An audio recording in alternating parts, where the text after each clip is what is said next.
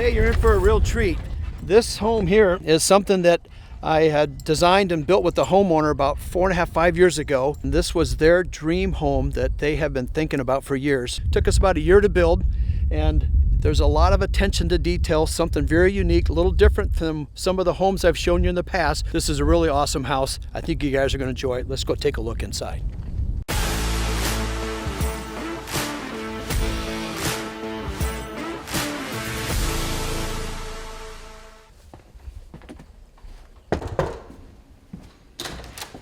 Matt! Hey! Brad, how are you? Thanks for letting us come through your house today. Of course. Matt's nice enough to let us come in and take a look at his house. We're going to tour this Federal Colonial, and this thing is pretty close to being architecturally correct with a lot of the features on the inside. So we'll point out all those attention to details with Matt's help, and you'll show me and tell the viewers a little bit where some of the ideas came from. But you bet. I remember in the very beginning, before we get started, is this dream home came to because you were working up in the Northeast. Yeah. And so as a young kid. Yeah, my summer job as a college kid. I was a door-to-door salesman in New England. Okay. Selling books. My first summer, they plopped me in Massachusetts. You'd be sitting with people in homes that were like 200 years old. So I took pictures, and one of them was really similar to this. I had kept all these years and then showed you, and then we kind of just were able to take that really super traditional and make it a little bit more modern and fun. So when we come in, guys, we're into your living room, which is, we have that wow effect, but some of the traditional living rooms are kind of going by the wayside, but this is really fitting for the house. But I understand with this massive fireplace behind us here, let's take a look. You're saying this was that German schmear. Yes. Yeah, it's a tough one. With this big house, you've got to have these big open fireboxes, right? And another feature that I noticed, it's a see-through, but to make this firebox feel bigger than it really is, is that we continued the black. We didn't take the brick back in here. We left this black, so it makes the box feel larger than it is. And that's still a big see-through. Yeah, and it's the same look of the chimneys on the outside because those are faux chimneys. But you'll see that we use the same kind of brick style here and then one other spot upstairs to try to make it look like they're. And I remember when we were doing this, that was really important to you that we had these brick chimneys anchored on the ends of the house, even though the fireplaces today aren't really wood burning. Yeah, it vents out of a hole in the side it goes of the up house and out the side of the house, but we still wanted to have the chimney. So we'll show that to you, so how that really added to the look. But so how do you use these living rooms? Chinese checkers? No, honestly, this is like where we wanted a room where we didn't have a TV and where we can sit and play games with the kids. And at the end of the night, sometimes if you don't get a chance to talk to your wife until the kids are in bed, like we'll sit out here and have a glass of wine. And we run the fireplace all the time in the winter, and it just makes it feel cozy. And then I can just shut it off and go to bed, and I don't have to scoop ashes. Yeah, that's good. So what's nice about these fireplaces, you turn them on, you can watch it for 5 minutes or 5 hours, and on and off. So also I noticed off it's your office, right? Off the entryway. And we put these these are all 8-foot tall doors throughout the house. And I noticed the hardware. I can't remember if that was you or Chelsea. Probably Chelsea. Chelsea, yeah. She's got good taste. It's a little glamorous for me. And you have your collection of... I drink some scotch. Yeah, scotch. So we got lots of scotch, and that was a big deal that we wanted to make sure we had the shelving positioned the right way to maximize that. So this all looks great. I like how your living room ties in with your office. It's an extension. But I'd like to take you guys through towards the rear of the home where we open up into the big hearth room kitchen. That's where we live right here. I would imagine this is where everything goes down right in here, this room. The floors, though, I want to point out, Matt, you were instrumental in picking these floors out. You found them. Yeah, I'd been in some of these homes where you walk in and the floors look 200 years old and they creak and you can tell that they've been lived on, and I wanted that. So I found a guy with a mill in upstate New York. It was a really fun project. So what Matt did is on the weekends, he would come out here and stain every edge of these boards so that when they went down and installed and they did move, you would never see an unfinished edge. You don't totally appreciate it because it looks right and that's the way it should look. But thanks to you, Matt, and saving money, right?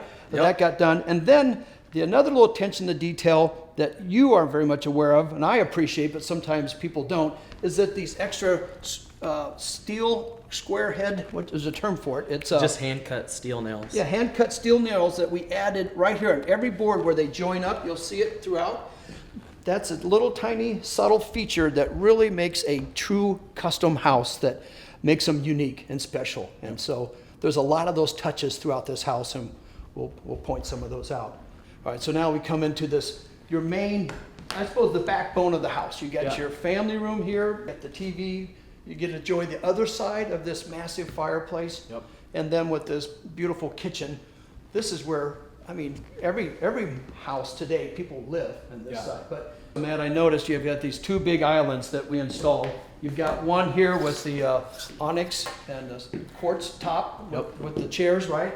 And then the dividing one, which we rarely see in a lot of houses, the wood chopping block. But for me, I feel like it's great. So when you're cooking, the cook is back here out of the way.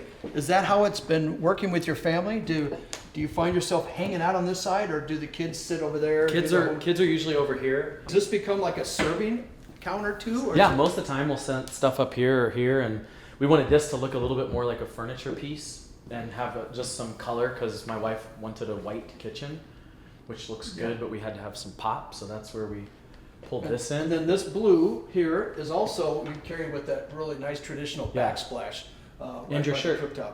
Yeah, it goes with the Brad the Builder shirt. Mm-hmm. But I think what's real impressive that people don't pick up on, that costs a lot of extra money, is that it's fitting for this style of home that the cabinets go up to the ceiling.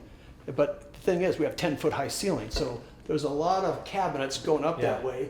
And it's really the look we're after, and you've got the beadboard ceiling under this area that kind of makes this that farmhouse traditional kitchen feel. Yeah, and it's where, like, did you get china when you got married? Yeah. That was really expensive, and you never use it? You never use it? Oh, so they're going to know what you stick up in these high cabinets? Stuff that you never use it ever again. That's right. This fun microwave, I didn't even know these existed until you showed me. So that keeps these microwaves, keeps your uppers nice and clean. Yeah. And then these microwave drawers, a nice feature for these that some people are concerned. They think that the cup's going to spill when it moves in and out, or soup. It been doesn't. great. Also, it's for people that, I built some homes for people that are in wheelchairs, and they can now get to their microwave where they can't reach up here. I don't know if you noticed too, guys, there's no outlets in these backsplashes. We put everything up underneath here, so we keep this nice tile. It's all nice and clean. We also find it's real important, every one of our kitchens we create down lighting, so you have a nice lit surface. But what's nice is you just plug in what you need. But typically, I would imagine, Matt, everything you need plugged in is over here in this little coffee bar area. You've got a wine fridge, and cider, all kinds of stuff. And then we've created a nice, huge walk-in pantry for you as well. So has this been functioning? It has. The shelves act as ladders for my kids to climb all the way up to. We put fruit snacks on the top. So and Sam, the 4-year-old, still finds them. You can still get those. Well, at least we built them in good, so they're not coming down, so sturdy.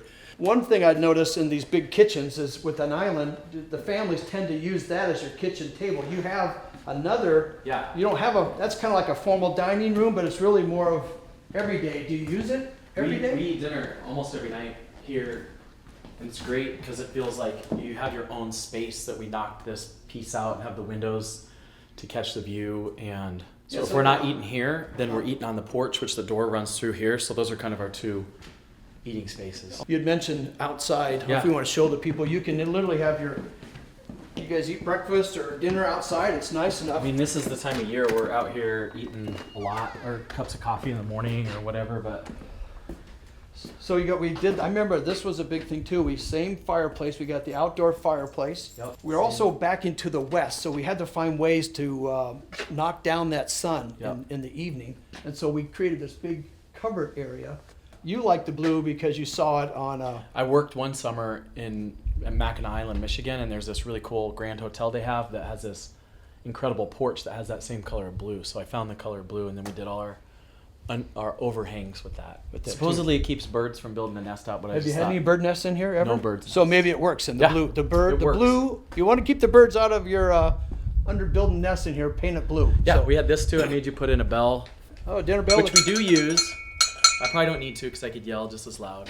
So then you got this nice, having 7 acres, you didn't sod everything, but huge, massive views. So when you're outside living with young kids, you have a covered patio. You also have this door that goes into like your mudroom, right? We'll go show you that in a minute. But we build your barbecue grills. We could build this in, but we're not quite sure. But we do add gas lines so that you'll never have to run out of propane. We're on propane out here out in the country. But having a rear load garage not only makes your house look bigger than it is from the street, but it creates a great workspace or fun activities for the kids. You got a basketball hoop, I see, swing set. So you're instead of living on the front of your house, you're living on the back where it makes you help me the most find sense. those cool carriage Oh garage yeah, we doors. added. Yeah, check out these garage doors. They're pretty cool. Then we added these little handles that make it look like it's a double door, but it's really one great big one. Another thing I want to point out that we did is we went with a smaller siding to be more architecturally correct. Most siding's about 7.5 inches. These are probably close to 3.5 or 4. Yeah. So those little tiny things don't seem like they mean a lot, but in the big scheme, the whole picture, it all makes sense. So let's go show the people how you can enter into the mudroom from this porch. And so Matt, imagine having an exit door right off the back, and also you have one off the kitchen. And then what's nice, this mudroom, look at these, all these uppers you put in with hooks, and the kids, looks like everybody's got their spot for their shoes. Yep. And Chelsea needs 2. I need 2. You need 2, and then the kids each get 1. The kids are never full anywhere because their shoes are everywhere. But things we've done too is put this is a huge walk-in coat closet right off the bat. And then here's where you come in from the garage. So you have 3 entrances on this house, from the rear, and then your garage. This is really your entrance going out to a big 3-car garage.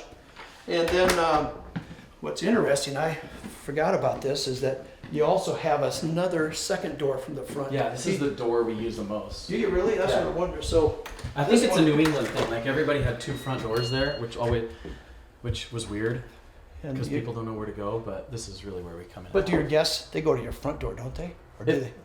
The first time. Okay, and then they come here for some reason? Yeah. And you got another porch over here as well. Yeah. So, but when you come in, the one thing we always do, and every one of our houses, especially yours, is you never walk into a laundry room. You want the laundry room to be its own room, and that's what we have. But this works out really nice. These are all tile floors. You got a laundry sink, and then what I find with your young kids and the family, you kind of have 2 powder baths. You have the guest powder bath, then you have this one for the family right off the laundry. I'm guessing you use this one a lot. When I need to hide. No.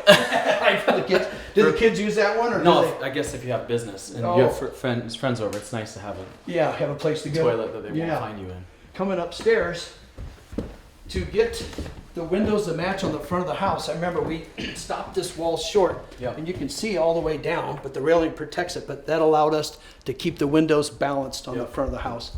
I think it's a nice touch. Yeah, it's great.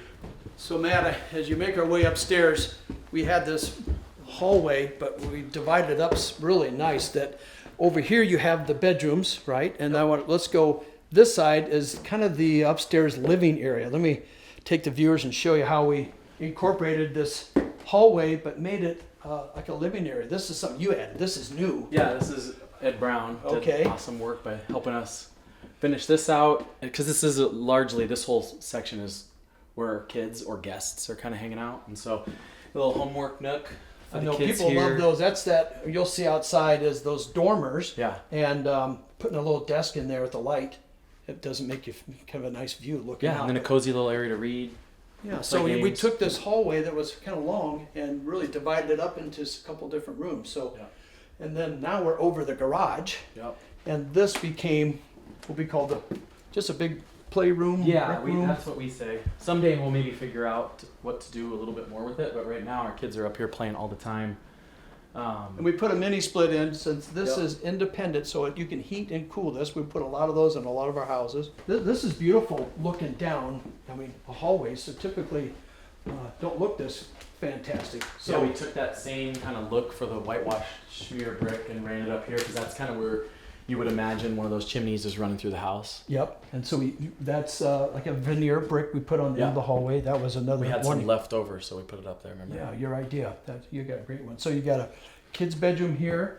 Another bedroom. Yeah, guest bedroom and bath. So this is this bathroom. Look how nice they are. You got tile floors. More people are doing this LVT, but you guys, they didn't have it then. Well, they did, but you guys opted to do the real thing, tile.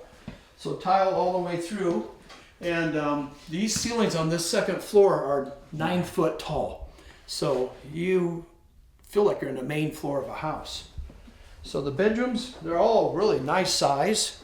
So this bathroom shares this bedroom, and you're able to, if somebody does use that bedroom down the end of the hall, they can use this one. But otherwise, the bedrooms across the hall, the 2 bedrooms there share a common Jack and Jill bath. So we can go over and take a look at that. Girls' room, and I like the selections that you come up with. Oh, this is beautiful. Look at how cute this is. So it's princessy, and she likes Lamar Jackson. Oh, so. That's funny. She's into the little princess stuff, and then look, NFL. Where did Lamar Jackson? There he is. Yeah. Yeah, well, she's got good taste in quarterbacks. So the flooring you picked out in here, these little tiles, penny tiles, called penny tiles, very fitting for the architectural feel of the house. So you can close this off, have your own private sink, and then you come in here and you have the shared stool, shower, tub, and then you go off to the next bedroom again over here. So, and here's your little boys.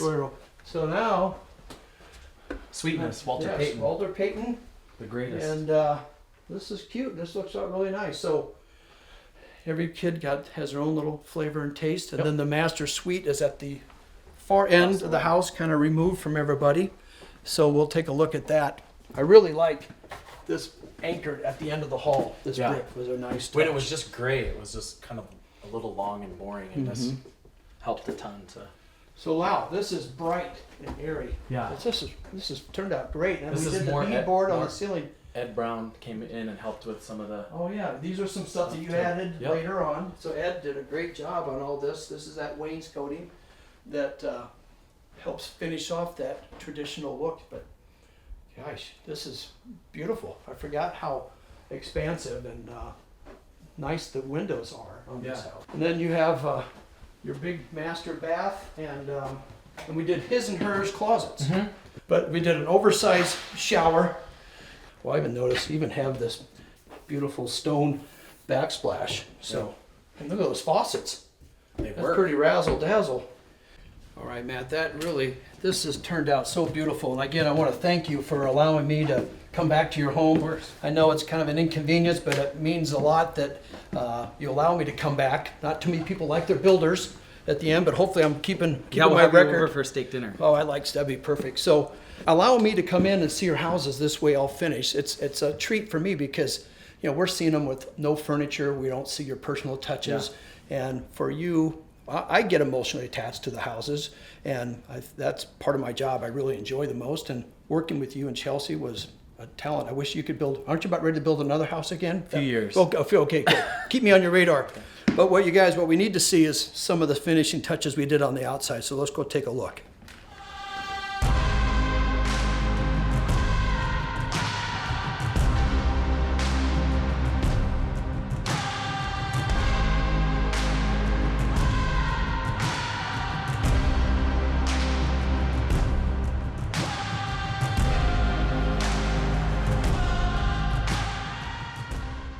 So, Mac, I want to bring the people out here and show you this cupola. If that was a hot button with us on this house to get it all kind of anchored and make it look right. And up there at that weather vane, I do remember the story when we first stuck it up there. The guy that installed it did such a good job that he glued it in place that it was always pointing. The wind was always coming from the same direction. Yeah, it was always coming from the south. Yeah. But now it spins. You can see with the wind. So just with the front porch, God, I don't know, it just turned out great. I guess I can see why people would have come to the front. That's kind of inviting. You got a couple chairs out there. Obviously, you're happy with anything you'd want to change? No. No? I don't think I would either. Yeah. Thanks again for letting us come out here. Yeah, of course. And I will take you up on that steak dinner. Okay. All right. Heck, I'll take you out. I'll buy for letting me do all this. So if you guys like these kind of videos of some of the homes I've built in the past, please let me know. I always enjoy reading your comments. So with that, I really appreciate you guys watching, and I'll see you next time.